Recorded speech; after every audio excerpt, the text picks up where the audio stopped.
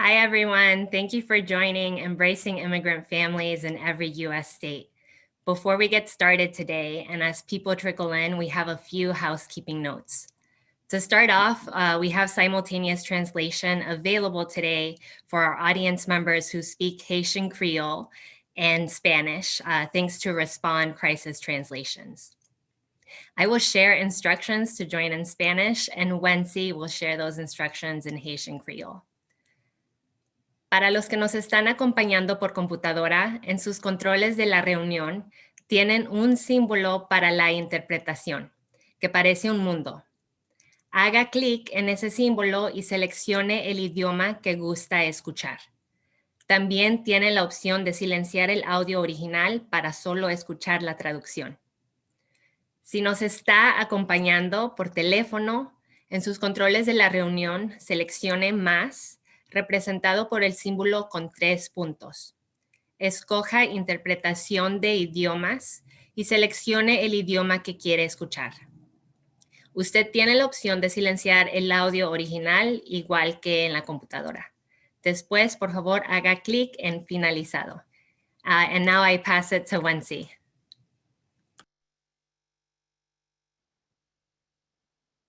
You hear me? Yes, we can hear you, Wency. Ok, salut tout le monde. Moi pour aller instruction yo dans créole pour nous. So qu'on y a ou pour chercher un côté un espace contrôle réunion là, ou pour taper sur icône trois petits pointillés yo, ou pour voir yo trois à côté yon l'autre, ou pour peser ça. Là ou fin peser ça, ou pour chercher yon signature qui dit language interpretation. En créole, ça veut dire interprétation langue. Ou pas le taper sur ça, et puis là, vous tapez sur ça, vous pouvez chercher créole et vous choisissez créole. Et si vous voulez retourner, pas oublier qu'il y a une option là pour audio original là.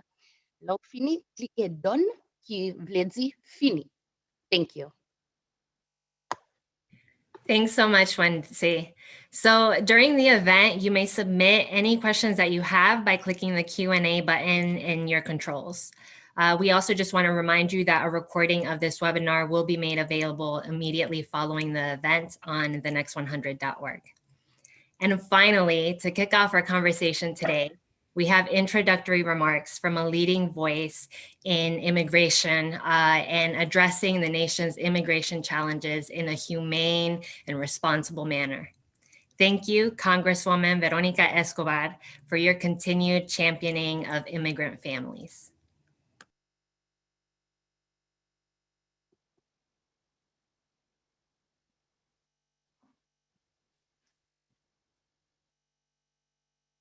Our nation's capital.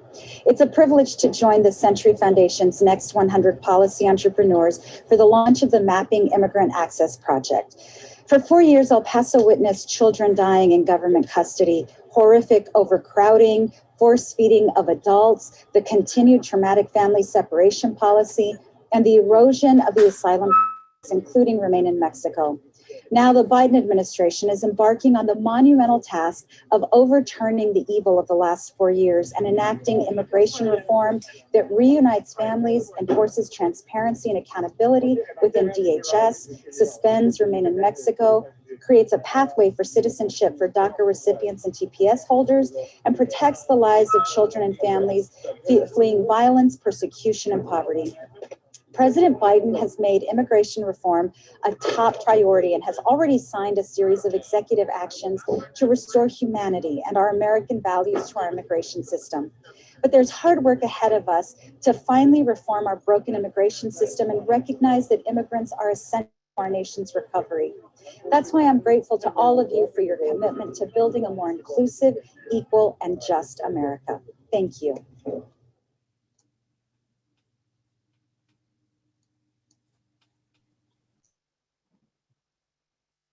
Thank you, Representative Escobar, for those remarks and for your leadership on these issues, as well as so many other issues. We are lucky to have you representing us in our nation's capital and appreciate you taking the time.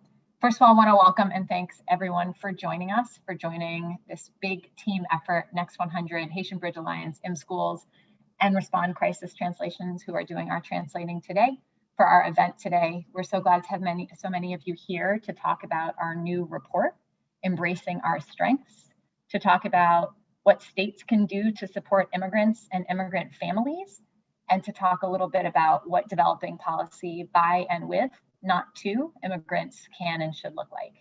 I'm Emma Videra. I'm the Executive Director of Next 100. I'm going to give some quick intro remarks to ground us today, and then I'm going to turn it over to the authors, partners, and participants of this report who really drove the work to talk a little bit about their process, their findings, and what the work ahead looks like. And then hopefully we'll open it up to questions from the audience. So thanks for joining us. So first, what are we here to talk about? We're here to talk about states and what states can do to support immigrants, immigrant families, mixed status families. A lot of the time in immigration, we focus entirely at the federal level, which is important. As we just heard from the representative, it is good, it is exciting that we are reopening conversations about federal immigration reform, push for pathways to citizenship. Really glad to see efforts underway to address the attacks and, as she put it, the evil that so many immigrant communities faced throughout the last administration. But at the same time, while we are hopeful and those efforts are critical, immigrant families shouldn't be asked to wait during a pandemic when they've been on the front lines, to wait while states can act, but too many are not. There's 16.7 million individuals living in mixed status immigrant households in every state in the US. Undocumented individuals are embedded in the fabric of our society. They're raising families, they're living, they're learning, they're working alongside all of us. As we've seen time and again, we've relied on undocumented workers as essential workers throughout this pandemic, and we've relied on the billions of dollars they pay in taxes at the federal, state, and local level long before this pandemic. There's hard work ahead to ensure immigrants are recognized for their importance to our nation's recovery and granted the support they need for their well-being. That has to happen at the federal level, but it also has to happen at the state level. The challenging reality is that states have been left to contend with 3 decades of federal inaction on immigration. That's messy. It also means states have had opportunities and continue to have opportunities to make critical decisions that actually affect undocumented individuals and mixed status families in terms of access to all the key services, from education to healthcare to livelihood to safety. States can, and some have, taken action to protect immigrants and provide access to these services. We're going to hear a little bit more today about some of the states that have done that and how that's happened. States can also do the opposite, as we have also seen. And I'm not going to name names, but others should feel free to. We're going to talk a little bit about some of the states that have not been supporting immigrants and immigrant families. So while states' solutions are incomplete without federal action, part of our message here is that we can't let states off the hook. There's a lot of work we can be doing, and it's work we're eager to do. So that's the what. That's the what of this project that we're going to hear more about. Often in policy, we talk about the what and we don't talk about the how or the who. And at Next 100, that's something we're looking to change. So I just want to talk about that for 1 minute as well. This project, in addition to all the recommendations put out, is also about how we think about who gets to make policy, who gets to drive a policy agenda, and who gets to shape what our priorities are as we look forward. It's about empowering immigrants to drive and lead immigration policy, not to be just to be the face of change, but to actually identify the work that needs to be done and chart a course ahead. At Next 100, we're a public policy think tank. We think public policy matters deeply. We think the systemic challenges we face, from immigration to climate change to economic inequality, need systemic solutions. They need policy solutions at a scale only government can provide. But we also believe that the power of government and the scale of government has to be matched by the effectiveness of government, the responsiveness of government, and the connection of the government to the communities it's serving. And that'll only happen when we support those communities to drive change. So that's the who and that's the how that we're also really excited to talk about today. With that, I'm going to turn it over to our wonderful panelists and co-authors and partners on the report and let them talk about what they did, what they learned, and what we should all be doing in the fight ahead. But I'm actually going to start by just having them introduce themselves so you know who's here and talk a little bit about their work. We are joined, and this work was done by an incredible group of immigrant women leading the charge to embrace all immigrant families around the country. I'd like each of you to introduce yourselves. I'd like you to talk about your organization just so we know where you're from, what you're coming from. And then I'd also like you to talk about specifically the question I want to kick off with, which is how have barriers to access for important services impacted you as an immigrant or the immigrant families you work with? So with that, I'm going to start by kicking it off to Agrippina. Introduce yourself, introduce your role, and talk a little bit about the barriers.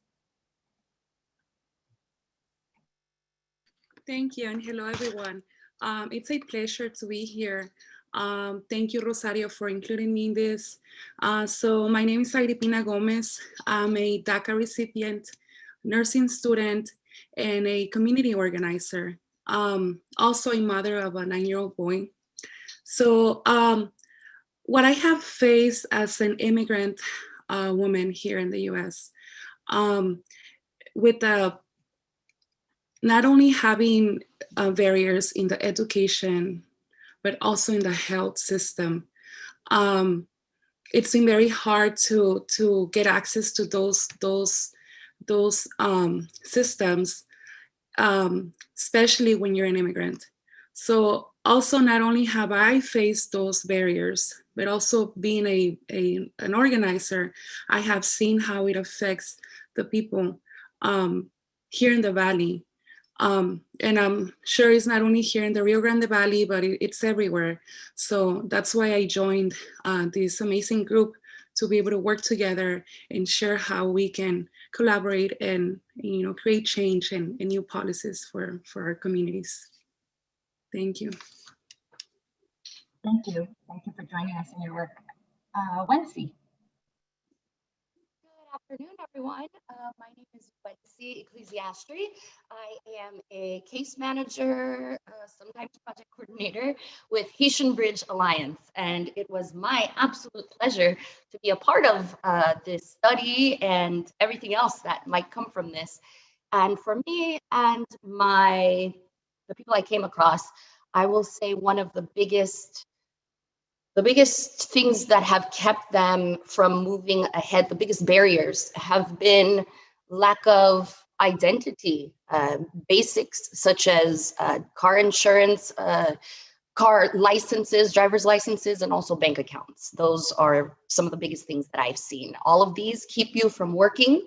All of these keep you from being able to be independent, which is what every single one of these families want, to work for themselves. Thank you. Lorena, go ahead. Thank you, Emma. It's truly a pleasure to be with all of you, and I hope you're staying safe and healthy. My name is Lorena Tule-Romain, and I'm the co-founder and chief strategy officer at ImmSchools. Some of the barriers we looked at in terms of our immigrant students and the families we serve have been many, from food insecurity to no internet access, financial support, and many right now currently in our Texas region who have no running water or electricity due to the weather. Unfortunately, this pandemic has exacerbated the disparities amongst our community. That, coupled with a lack of support from our government, whether that's local or federal level, has truly impacted our community. However, we have seen how beautiful and resilient our community has been and has continued to thrive in the midst of that. For us at ImmSchools, it has meant that we had to think outside the box and be responsive to the need, connect to families to understand how we can continue to support them. We have experienced things like supporting a family in Dallas, Texas that had been impacted by COVID and who have been separated due to the deportations that continue to happen today under this administration. And that's just the many examples we have of just how families have been experiencing the inadequate access to services across the board, even in their schools. Thank you. Thank you for joining. And Rosario, you want to introduce yourself and your role? Sure. Hi, everyone. My name is Rosario Quiroz, and I'm a policy entrepreneur at Next 100, where I've been leading the work of embracing our strengths, how to support immigrants in every U.S. state. And I will say that across the years and across the states, it's really disheartening to see continued inequities in some states. I think about North Carolina, and I think about the challenges that undocumented students face there. And those are the exact same barriers that I faced when I graduated from the state 14 years ago. I think about some students that I had come trembling into my classroom with fear because their parents were stopped without a driver's license, and these children did not know what was going to happen to their parents. That is unacceptable.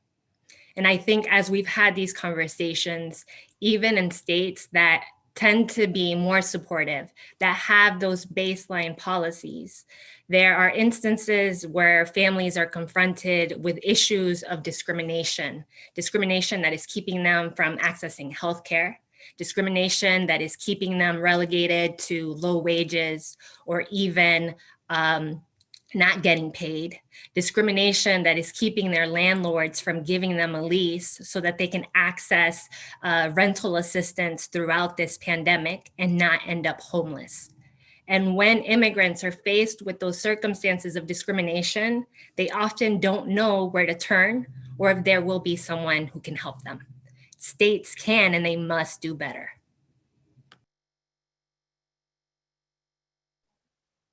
Thank you. I'd actually love to use that to kick it back to you and ask you to talk a little bit about the report itself. So we're here to talk about embracing the strengths of immigrant families, which had two pretty substantial components to help you sort of identify some of the opportunities and some of the solutions. Would you talk a little bit more about the project, the two pieces you did, and then some of what you actually heard from families and how we could address some of what you heard from families? Absolutely, and thanks for that question, Emma. So yes, Embracing Our Strengths is a two-part project that is meant as a comprehensive look at what immigrant families, specifically undocumented and mixed status immigrant families, need across several issue areas, including education, healthcare, livelihood, and safety. And we wanted to take a comprehensive look at the needs of immigrants because, like we've already heard today, yes, immigrant families need pathways to citizenship where current paths do not exist. And immigrant families are consistently impacted by issues every single day. And there are real things that states can do to ensure that families are supported, to ensure that families are protected. Further, I can't help but think about what if states getting involved creates that tidal wave of change that we need for federal immigration reform? What if states refuse to participate, refuse to engage in this narrative that they will uproot and criminalize our immigrant communities because they recognize how important those communities are to them? So we need to keep the focus on what states can do. I will say that I think, and I really at the root of me believe that the heart of this project is in our voices, our policy.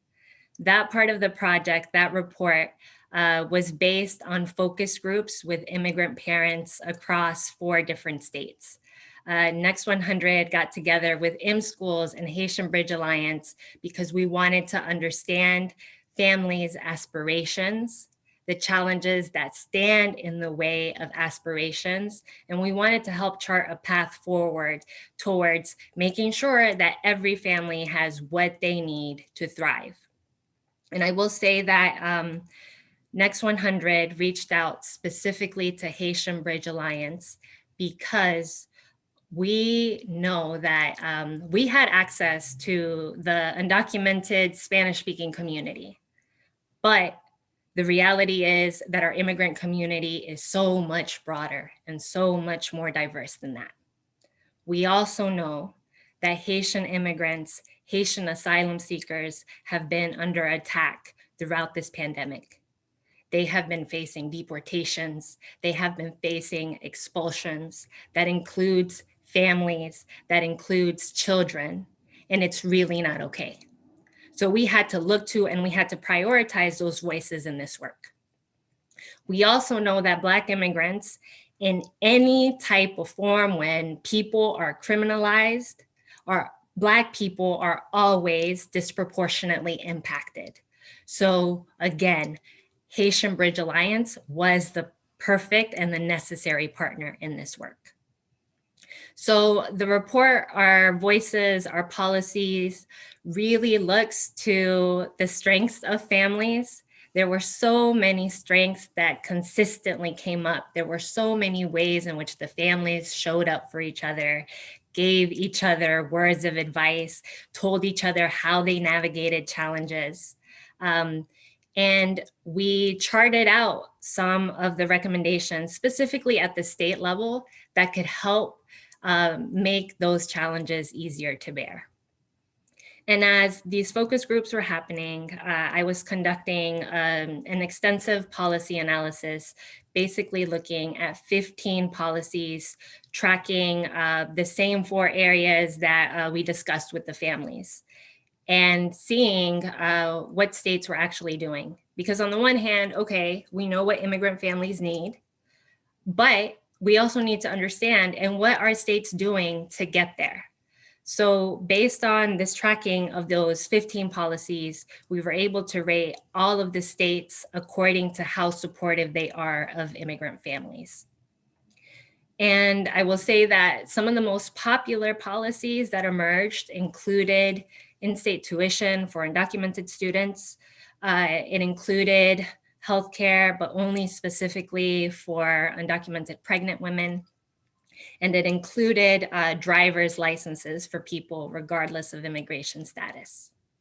I also want to make note, and I think it's really important that we acknowledge that states grew in their protections and their supports of immigrant families even during this pandemic. That included 8 states that created programs for their immigrant families that were completely left out of any type of federal response, any type of federal relief. And even as I say that, I will say that it was really challenging to also just see how healthcare, specifically for adults, continues to be a heavily neglected area that needs more attention. And I'll talk a little bit more about that later on. But I will say that the 2 parts of this project are really meant as tools for the states. We are sharing with you, this is what immigrant families want and need. And this is what other states have already managed to do. Now it is up to every state, especially the states that got a not supportive on our ratings, to pick up the work and to say, this is how we are going to support our immigrant families moving forward. Thank you for that. I look forward to hearing from you a little bit more about the state ratings and the not supportives and the more supportives. But first, let's hear from the rest of you a little bit about your work, since all of you participated and partnered in the project. So Wency, as Rosario said, you led the work of bringing together and conducting focus groups with the Haitian community in both California and Florida. Can you talk a little bit about the process and the substance, what you heard from those conversations with families? Sure, thank you for asking. Well, one of the biggest problems, I can say, boundaries that I ran into trying to get parents together was a lack of trust. You know, they didn't know who I was. They didn't know, they've never heard of Haitian Bridge Alliance. But unfortunately, one thing most of them had in common, I wasn't the first person to try to help them. Unfortunately, many of the people who came before me hurt them.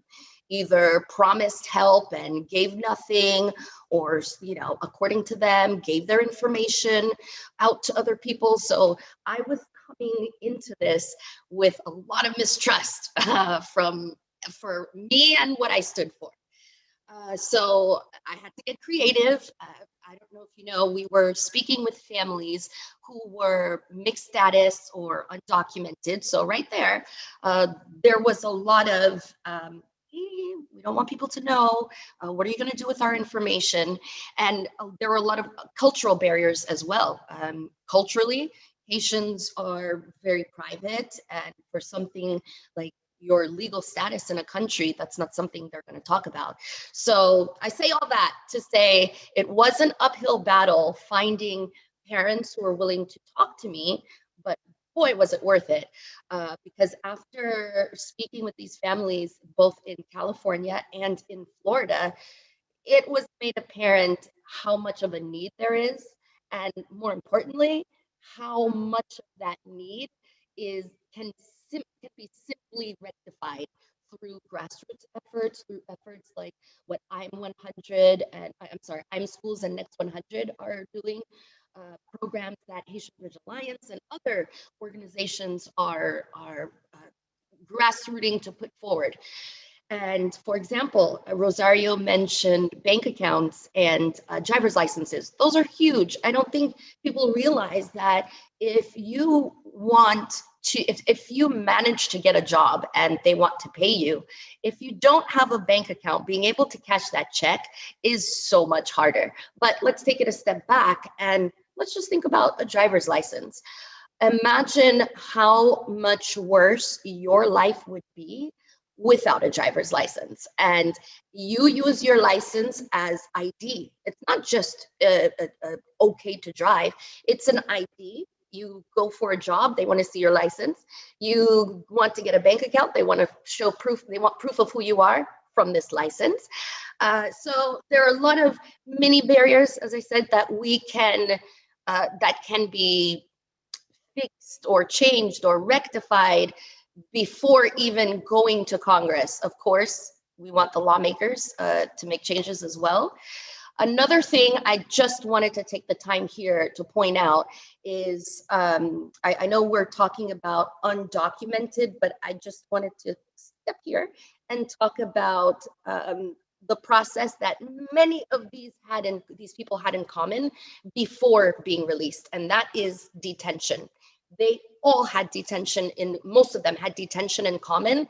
And I tell you what, again, saying what Rosario said, we need to do better, because I want you to take a moment and think about prisoners here in America on death row. They have access to medical aid. They have access to attorneys. If they can't afford one, guess what? We provide that to them, not because we're being nice, but because that is their basic right. I don't want to see many more months of so many of these individuals leaving detention and having no access to attorneys at all. So basically what I'm saying is, if our individuals on death row here in America can have certain rights, why aren't we giving these same basic rights to immigrants that are in detention? And if we cared enough from a humane point of view to give these people the basics in detention, I don't think we would be here with a kangaroo's tail long list of things that can be that need to be changed when they're on the outside. So that's my 2 cents. Thank you for listening. That was really helpful. I mean, and I think both, as folks can hear, both the banking example and the universal representation example, like there's just actually so many concrete steps states can take that make a tremendous difference, even as we wait for pathways to citizenship, and like very concrete around education, healthcare, livelihood, safety. And those are 2 really good examples that I know came up time and again from both families and looking at what states have done. The other thing I just want to highlight, because it is something we at Next 100 have, I think, learned a lot and seen a lot, is it's all well and good to say you want to develop policy and identify priorities with impacted communities, but there's always that need to figure out how to build trust. And I think this idea that not only have folks been burned by others coming in and saying they're going to fix things, often well-intentioned, right? Fixing things is hard, right? And so not only have people been burned by that, but have been grown cynical about whether the system can be fixed, because the path for policy change can feel long. And building that trust and keeping people motivated, I think, can be really hard when they have a lot of other more concrete things to deal with in their life. So thank you for being a partner with us there. And if you don't mind, I just wanted to say one last thing. I just wanted to use this space to say thank you to all of the families, all of the families that I spoke with, all of the families that Rosario spoke with, because it is not a small thing to me that we were given that trust. So thank you, families. Thank you so much for putting your trust in us, and we are going to make you proud. Thank you. That was great, and also a great transition, because I was about to throw it to Agrippina. You joined this work as a participant, but also with a ton of your own experience in organizing immigrant communities. Can you share with us why you joined this project? And then more broadly, sort of transitioning, what tips would you share for those who want to do policy work and actually engage the undocumented community? How can this be done in a responsible and just way? Yes, thank you. So I joined this amazing group, not only to stay connected, but also to work together. Because not only are we having those problems here in the Rio Grande Valley, in the border where I live, this is also happening in El Paso, California, Florida, New York. Everywhere across the nation, there are thousands of families that are being affected by the lack of access to resources and barriers, and they live this every single day. So I think it's important for me as an organizer to stay connected with other organizations and organizers to be able to continue on doing this work. It's always been a mix of emotions when I help out a family to create a toolkit for family preparedness in case they get deported. They have to create a power of attorney to have someone take care of their child. It's a mix of emotions. Why? Because I went through that. And I don't want any other child or any other family to go through the same thing I went through by seeing their parents being taken away by ICE. It is very, it's very bad. It's difficult. It's a roller coaster, and we have to do better. We have to do better as allies, communities, organizers, and states. They have to do better. They have to create new policies for all of these families across the nation. Not only, I don't know if I'm just, I develop I'm resilient, or I don't know what it is, but I just don't want any child to go through what I went through. And it just breaks my heart that in this age, we're still doing this and we're still preparing in case their parents get deported. We need to let them be children, live their life, be a child, go to school, have access to all the resources they have. Not only do these families, they have barriers to access in the education or healthcare. They every day when I work with them, they don't know who to trust. So I'm thankful to be able to be part of this in the community and that they trust me. So I'm very glad and thankful to be able to share my story and give them tips and help them out in whatever I can. But as a state, we need to do better. They need to do better and create this policies that will, help the families here in the U.S. Also, I want to say when creating a space or creating new policies for the undocumented community, it is very important to create a safe space for them. Why? Because these families, like the lady before me said, they're trusting you with their information. They're opening up. They're telling their story. This is very essential and crucial to create a safe space for them, and include them, make their voice be heard, because their voice matters. These policies are going to affect them every day, every single day. They are affecting these families. So we need to include these families and their voices. Also, not only people in leadership in the school department, they also need to include the voices of the parents and every single one of their students.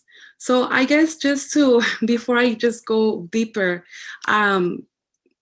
just when creating new policies for undocumented families and doing this work, there needs to be a safe space established first. So these families can open up and share, their story, and we can help them better like that. If we want to be allies with them, we first need to create a safe environment for these families. Thank you. Thank you. That is a very thoughtful and comprehensive answer, and appreciate it very much. Rosario, I'm going to toss it back to you. I know, as you said, the families and their priorities and solutions were a big part of the heart of this project for you, but you also did read 50 states times 15 policies, looking up sort of how to compare across states, how states are doing across these issue areas. Why did you choose that route? And what were some major, you could obviously talk about a lot, but what were some of the major takeaways? Sure. And I just wanted to say thank you to Wency for taking the words like right out of my mouth, and thanking the families. And Agripina, thank you for being here to share a little bit more about your experience and your deep knowledge in the Rio Grande Valley, because without these families, none of this work would have happened. But going back to the policy analysis, Emma, I think for me, one of the biggest takeaways from that analysis is just that every single policy that we've tracked has happened to some extent in some state. So this means that there are, to a limited extent, because there are more things that we can do, right, for immigrant families, but there are routes, there are paths that currently exist to do better for these families. And because there is so much work that needs to happen, no state policymaker, no state in general should think that they have to start from scratch. No state should think that they have to reinvent this wheel, because the truth is that there are decades of work that have gone into thinking about how do we protect our immigrant families. And there are real leaders across the states, right? It should come as no surprise to anyone here that California is leading the way. California has policies that are well beyond the 15 policies that we tracked here. I think too that there are additional states that have done really great work. I think specifically about Washington State and Oregon, where they have thought about universal implementation for some of their models and really addressed the barriers to access that come up when you try to implement something universally. I also think about the states that have made really quick progress, like New Jersey, which since 2018 has implemented 9 of their 10 policies. I think about Virginia, which in 2019 had 0 policies. In 2020, they had 5 policies. And they are now well on their way to establishing in-state financial aid for their undocumented students in college. So all of that tells me that there is an opportunity for change and for quick change. I think too, specifically thinking about Virginia, I think about Arizona, and I think about Georgia. I think about the power that exists there when organizers look beyond just the federal elections and also focus attention on state and local elections. We can make real progress for immigrant families. And Emma, I'm starting with like all of the positive stuff, right? Because ultimately, when I say there's a lot of work to be done, there's a lot of work to be done. 28 of the 50 states that we rated got a not supportive on our rating. We had 4 ratings: supportive, moderately supportive, slightly supportive, and not supportive at all. 2 of those states, and only 2 of those states, had 0 policies implemented, and that was Louisiana and Georgia. And again, like I said, Georgia has shown us that maybe they're not there for the hate. maybe they're not there for the exclusion of immigrants. We need to be thinking about how to make sure that it is clear to people that the rights and the protections of immigrants don't just exist at the federal level. And to what I was saying about healthcare very clearly being the most neglected area. So Washington, D.C., and of course, there's all of the arguments about statehood with Washington, D.C., but Washington, D.C. as a place is the only place in the United States that has access to some type of health insurance available to anyone, regardless of immigration status and regardless of age, who earns under a certain threshold. Colorado in 2022 will implement more affordable premiums for anyone, regardless of immigration status. And I can't wait to see that implemented. But currently, Illinois is the only state where individuals who are older than 65 years old, that population that is most threatened and most at risk because of COVID-19, they are the only state that provides coverage for those individuals. And, you know, like perhaps it goes without saying, but I don't think it's a coincidence that immigrant communities have been devastated by COVID-19. And I think that that closely correlates with who has and who doesn't have access to health insurance. Thank you for that. Before we keep moving, I think we had another panelist join. Garlene, you want to introduce yourself, your organization, your role in the work? Don't mean to put you on spot. Good afternoon. My sincere apologies for being late. We always putting out fires, always dealing with emergencies. My name is Garlene Joseph. I am the co-founder and executive director of the Haitian Bridge Alliance and the Black Immigrants Bail Fund. We provide wraparound services, direct services, humanitarian assistance, detention support, organizing, and heavily working with advocacy and policy to change the immigration system as we know it. We work with undocumented folks, asylum seekers at the US-Mexico border, fighting for TPS, DACA, and really uplifting the voices of Black migrants, Afro-Latinx, and folks of African descent. Thank you so much. Thank you for joining. No need for apologies. As those who know you are fighting a lot of good fights right now, and we appreciate you taking the time to join us. Gonna start to transition a little bit from what you all learned to the work of ahead, the work of making change. I want to start with Lorena and Garlene. Both of you have founded and are now leading organizations that provide immigrant families, as you touched on a little bit, with supports where previously supports were lacking. You're working directly with them. You're making change in different ways around policy, direct services, advocacy. Tell us a little bit about your organizations. What have you learned? What makes it hard? What should we take from your lessons as we think about turning to some more state advocacy work? And Lorena, you want to kick us off? Thank you, Emma, for that question. So first, I'd like to start to tell you a little bit about ImmSchools. ImmSchools is an immigrant-led nonprofit organization that partners with K-12 educators to transform schools into safe and welcoming spaces for undocumented students and families.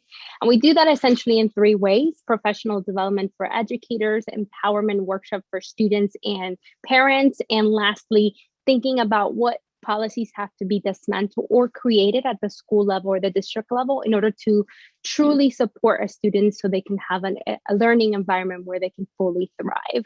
And to answer some of your questions, what we have learned as an organization has been that this work, nobody's doing this work of working in the intersection of immigration and education. And what that has meant for us, for example, I lead our work in our Dallas region. And for me, it has meant that a lot of schools have turned us away and saying, we don't need your services, or it's too political, immigration and education to bring into our school space. and therefore we can't bring our services. And that learning has also meant that it has reinforced that our work is essential now more than ever, because there isn't this service being provided to the educator, to the students, to the families, or to the school district in a holistic way, which is our approach at ImmSchools. And I'd like to tell you what that means when we work in the on the ground with schools and with our students. So we have a student in San Antonio, for example, that was told in her high school counselor that she couldn't go to college. And she attended one of our workshops at ImmSchools, and she learned about in-state tuition in Texas and about the Dream.US scholarship. And now Miriam is in her second year of school and aspiring to be an educator herself. What it has meant for our educators across our 4 regions in San Antonio, Camden, New Jersey, Dallas, Texas, and New York City has meant that the schools and educators have provided this professional development that has equipped them with some tools on how to transform their classroom into safe and welcoming spaces through curriculum thinking, through posters that they can put, inclusive practices all across, not only for their undocumented students, but for all their students and parents in general. What has meant in terms of policy change, we've seen Camden School District enact a policy that they didn't have before in support of their students, undocumented students and families that they serve, and an implementation that uses ImmSchool services to make sure we're taking that holistic approach. So there has been a lot of learnings of, it's been hard to enter some schools. It's been easier in other friendlier spots for us, but it has also meant that we have seen how much and those small moments or impacts that we have created across at a national scale. And there's so much work to be done that we're just excited to be part of that positive impact. Thank you. I know some of that work has informed some of the state level policy recommendations you all have put forth. Geraldine, talk a little bit from your side. Yes, thank you so much, Lorena. Thank you. And I also want to acknowledge my amazing colleague, Gwency Ecclesiast, who actually led the project and the research and the focus group. So grateful for you for all the work that you have put through this. As Lorena mentioned, learning has been extremely difficult, especially when it comes to language access. For the Haitian communities or non-Spanish English speaking communities, we have an extra layer of difficulties, when it comes to how the system works, the type of services and support that is available for the students and their parents. Now, imagine the majority of our community members have come to the United States and they do not speak Spanish, they do not speak English, and they have to find a way to maneuver the system. We are seeing a lot of issues with children unable to do their homework because their parents cannot really help them. We are seeing a lot of right now because of online learning, parents who do not have the technology, know-how and support to be able to really get involved in their children's learning. We have experienced, as a matter of fact, I can share a story with you where we have families who will simply, college is out of the question because they do not understand, as Lorena mentioned, that there are programs they might qualify for. One very simple story is of a very bright young athletic man who had a scholarship at a very well-known university. And they were excited. He was going to be able to go to the university of his dreams. He was going to be able to learn and be able to become all that he dreamed of, only to find out, even with the scholarship, right, he couldn't accept it because of his legal status. He was on TPS, and that was one of the questions that he was supposed to, that was one of the criteria. He was supposed to be a resident or permanent citizen of the country. Unfortunately, he was just on CPS. So because of that rejection, he and his family believed that he could never go to college. Not understanding, yes, he couldn't go to this Ivy League university that he worked so hard to be able to get the scholarship for. But he didn't understand that he could still, go to a community college and work his way through. So those barriers and misunderstanding and lack of opportunities has been a common thread that we see throughout higher education. Seems to be unachievable, especially for undocumented children, undocumented immigrants. So access to language, access to support, really understanding what's available, how can we really support those families, and also how do we educate the educators? How do we get into the school systems in New York, in California, in Texas, in Florida, around the country, to be able to explain to those advisors, to those, it's been a while since I've been in school, to the advisors to really guide the students through the right path and provide the support for them. So we are seeing a lot of issues, but we are learning. And one thing that we do is that we don't give up. So we'll continue to push to make sure that the systematic changes that are needed in the local and federal levels happen for those people, specifically undocumented immigrants. Thank you. Thank you both for that. Okay, turning even more specifically to the hi. Good addition. Turning even more specifically to the path ahead. So y'all did a bunch of work with families, looking at state policy. Nobody can make policy change alone. We think about that a lot.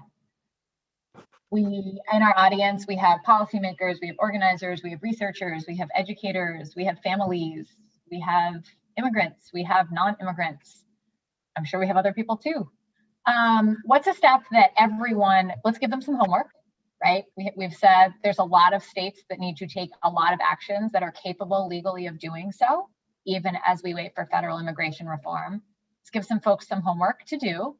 What's a step that each group of people can take after this event ends to create a more supportive environment for undocumented and mixed status immigrant families? As you all were warned, I'm going to ask each of you to focus on one particular stakeholder group as you think about your response. Agrippina, I'm going to start with you. Talk to us about families. What can families do?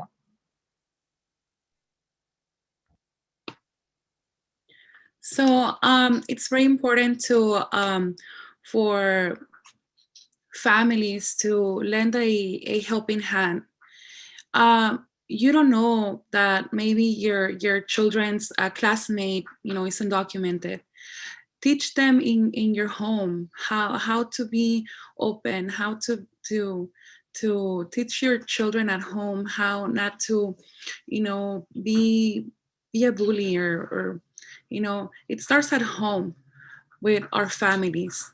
So everything will start at home.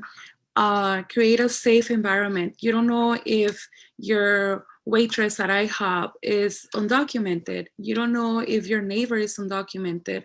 So what I have learned, as an organizer, is that we need to become allies with everyone. We need to help each other out.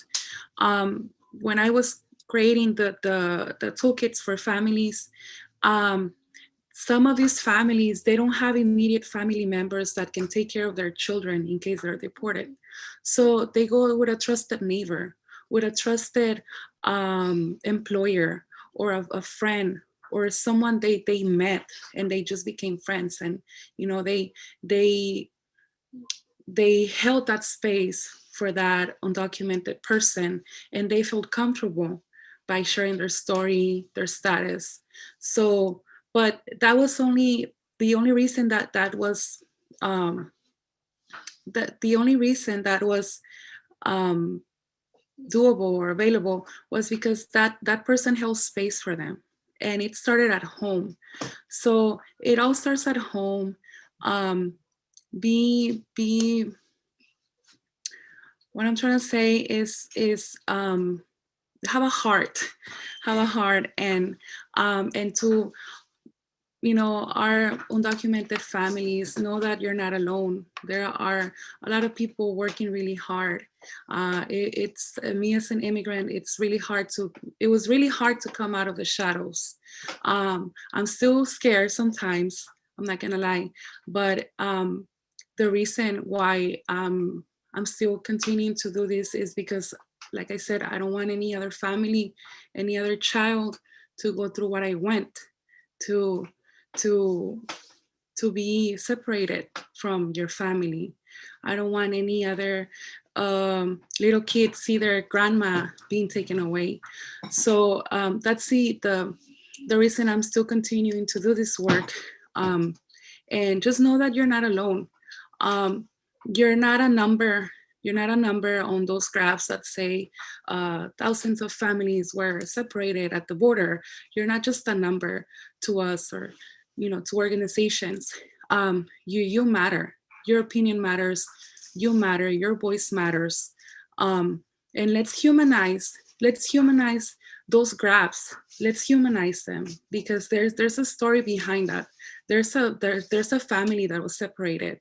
There's a child that didn't go to college because someone didn't believe in them and didn't teach them the right way to access those opportunities.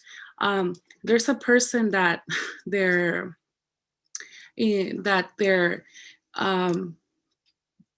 cancer spread because they didn't have access to healthcare.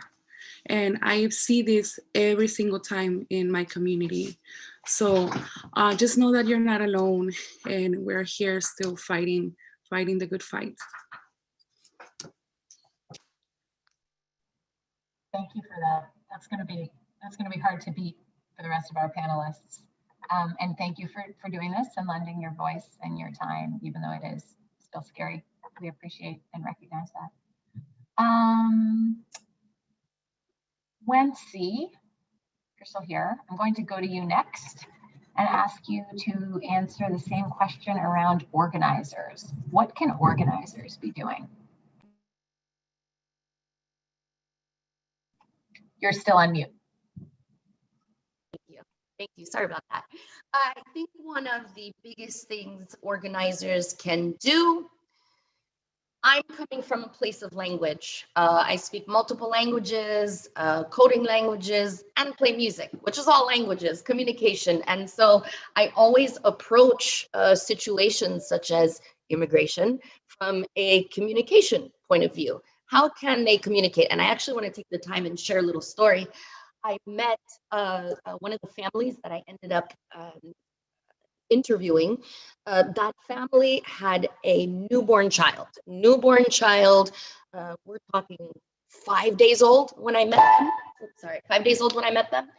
And later that day, I saw something on TV where these young American parents were talking about how thankful they are for first responders. And their issue was that they were out at the park with their newborn child, and their newborn child started having a seizure, and thank God there were people around. We called for help. There were first responders, people knew CPR, and they helped us. I immediately thought about the woman I met an hour ago. If she went to the park with her child and her little baby started having a seizure, what could she do? She's been in America most of the time in detention, but she had been in America for almost a year now. I don't think she even knows how to say, "Help me, please."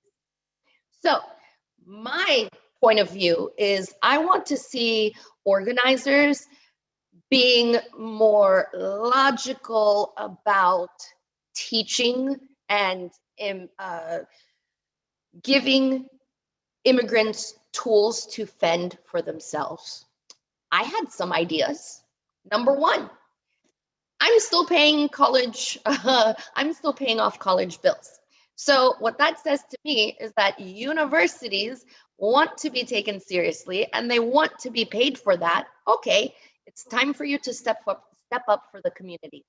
I don't see why an immigrant family who just moved here, who doesn't know English, why aren't you going to the local university to get your free English classes? That should be at every university. Here's another idea. Schools. Every school has immigrant families, sometimes moms, sometimes dads, dropping the kids off in the morning, dropping them off in the evening. Why don't every school, every single elementary, middle school, high school, why aren't they employing their gym or their auditorium for the first period and the last period of every single day? When mom drops off the kid goes to her first period, mom goes to 1 hour English class, or vice versa. Pick you up 1 hour early or pick you up while you're doing 3 hours of football. Mom and dad got 3 hours of English free. And I explained that to someone and their first thought was, oh, but who shall pay for this? Well, last time I heard, I came across a lot of English students who just can't find somewhere to intern. Why aren't these future teachers and educators and English majors or any college student at all who needs some sort of volunteering credits or intern credits? There's your workforce right there. So I say all of that to say, yes, I want them learning English before they need it. And let's take Norway, for example. Norway is one of those countries I look to them a lot for changes America can do, because America's lagging.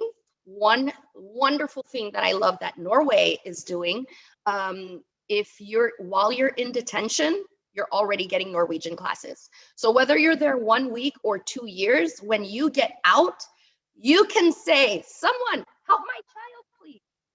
That's all I ask. So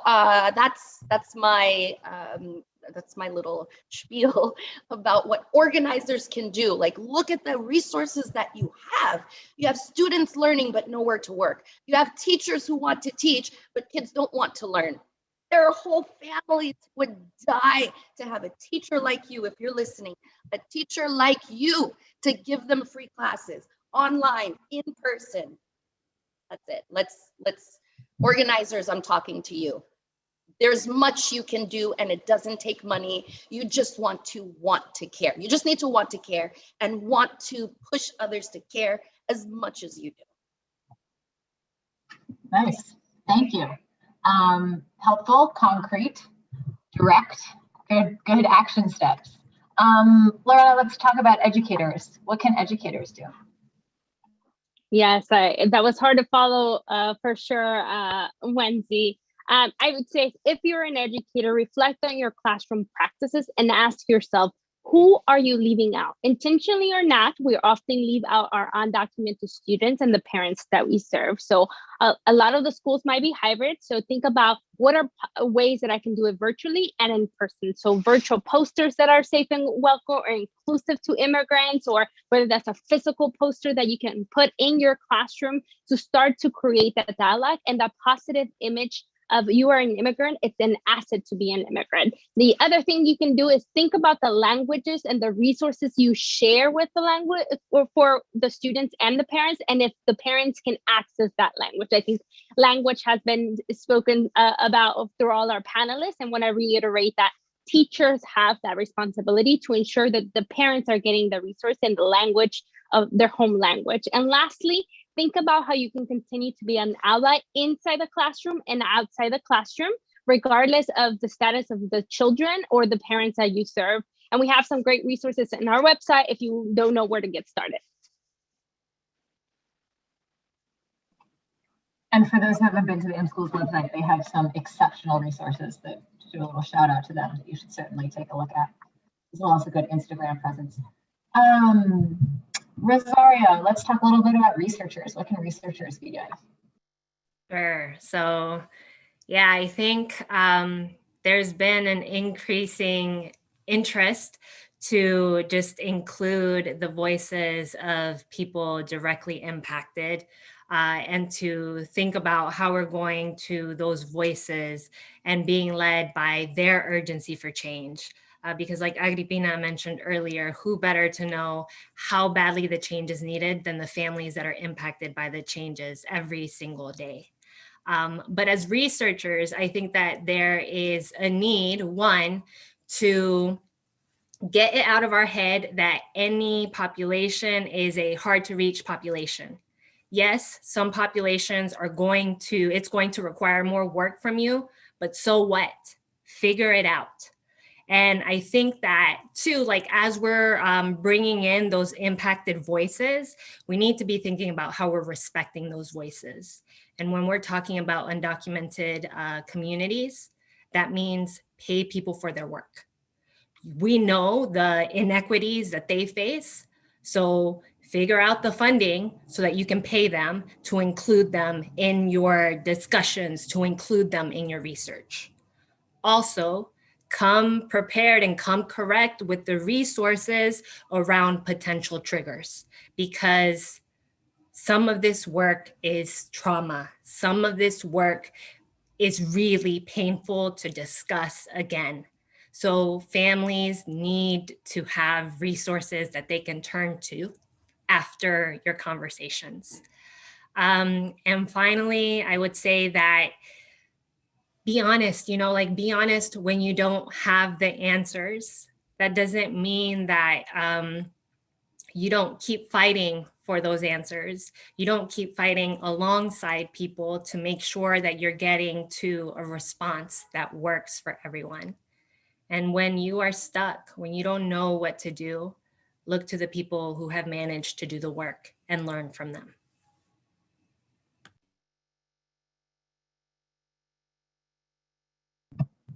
Thank you. And Darlene, last up, what should policymakers do? They need to come correct. As my dear sister Rosario just mentioned, and really listening to all my amazing colleagues, those literally justice warriors who have been sharing knowledge, what we call nuggets of knowledge. Come correct, understanding that policies, as Rosario mentioned, need to reflect the needs of the people, not the other way around. We are asking policymakers, we are asking the elected officials, we are asking the people in power to listen to the communities, to be a part of the communities, to partner with communities, not only community leaders, but also actually people who are impacted by those legislations, by those rules, by those bills, because the biggest misfortune is to have bills and policies that do not align with the needs of the people we are supposed to be serving. That is why we at the Haitian Bridge Alliance bring together the direct services with the community, organize the community for change, and work in advocacy to be able to create policies that will reflect the needs of the people. If there is a disconnect between our policymakers and our community members, this is not going to work. And we need bold actions, no excuses. We know that there is a lot of possibilities. We can no longer allow the most impacted, the most vulnerable to be left behind. We are calling on all the policymakers, we are calling on Congress, we are calling on the not the minister. In Haiti, we have ministers, but it's the Secretary of Education and Housing. How do we make sure that a student, undocumented immigrant student child, make sure that they get safe housing? In order for them to be able to learn properly, they have to be able to have safe housing. And they have to be able to have healthy food. They have to be able to have healthy communities, making sure that we connect those dots and making sure that whatever policy, whatever bill, whatever we are doing coalesce with those issues, and understanding that we are here to support in that process. Everything is a partnership between the community, the advocate, and the lawmakers. How do we continue that process, making sure that no child is left behind from pre-K to higher education? Whether a student is in Brooklyn, New York, or in San Antonio, Texas, or San Diego, California, or Miami, Florida. How do we make sure that we have a system that answers to the needs of those people, making sure we understand the cultural background of those people, the fear, the stigma that is associated with being undocumented, and then go even deeper when it comes to Black migrants, Black immigrants, the double layer of the school to prison pipeline. How do we break those cycles? How do we make sure that we care for each and every one of those children? Because this is our future. This is our future president. This is our future vice president. And these are the people who will literally carry the torch that we are carrying now. So we want to make sure that we provide access, we provide wholesome a system with safe housing, safe nutrition, so that their children can really learn, and make sure we provide access to higher education to those who are in need as well. I have to say, I it would be hard to match, which she was, but that was a truly excellent set of homework assignments, and I hope somebody wrote them all down. Really good, concrete stuff. I think we probably have time for like 1 or 2 audience questions. We have about 4 minutes left, so maybe that's one audience question. I'm gonna start with one that a couple of you have answered this a little bit, but I know all of you have thought about it a ton in your day-to-day work, and would love to hear more. Talks a little bit about building trust. As Rosario said, it is becoming of more interest to more people to try and engage impacted individuals across areas in the work. But I think people think it's going to be easy, and it's not. It's not easy to do in a meaningful way, and all of you have done that work and have done it thoughtfully and in expert ways. What do you suggest on approaches for building trust and relationships with communities, especially communities who face additional barriers, for those who need translation, for those who've dealt with government services who ask them and their families to do all the work themselves? How do you, coming into this work, think about building trust in those cases? I can do really quickly and share that within the Haitian community specifically, trust is very minimum, right? Understanding the history within the system, what people have to go through. So building trust is key to survival for all of us. And because of past experiences, we understand the hurt that needs to be a lot of healing that needs to be done. Understanding the reality of people, where they are coming from. Building trust is important. And for sake of time, I'll just stop here so that my other colleagues can pitch in as well. For me, I can say what helped to build the trust was to make myself helpful. It is hard for someone to trust me if everything coming out of my mouth is in the future, you know? So if I come across a family and I know I can help them, but they don't want to talk to me because they don't know who I am, I just help, you know? It could be they need diapers. It could be they didn't realize there was an organization in the area that gives free food if you have children.